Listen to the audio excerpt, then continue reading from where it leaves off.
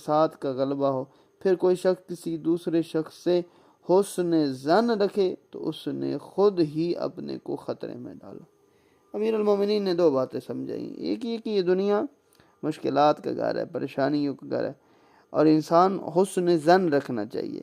ایسا نہیں ہے کہ جہاں پر اچھے سارے رہ رہے ہیں اور وہاں سوء ظن کرے کہ یہ بھی برا ہے، یہ بھی برا ہے، یہ بھی ہو سکتا ہے، یہ بھی نہیں، اور جہاں پر برے رہ رہے ہوں، جہاں فسق و فجور ہو، جہاں پر زیادتی اور ظلم ہو، اور وہاں پہ بیٹھ کے یہ سوچا جائے کہ یہ ہو سکتا ہے اس سے غلطی ہو گئی، ہو سکتا ہے یہ ایسا ہو، نہیں، ایسا نہیں کرنا۔ جہاں پر جو ہے اسی بات کو تسلیم کیا جائے۔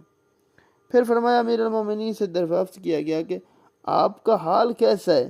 تو آپ نے فرمایا کہ اس کا حال کیا ہوگا؟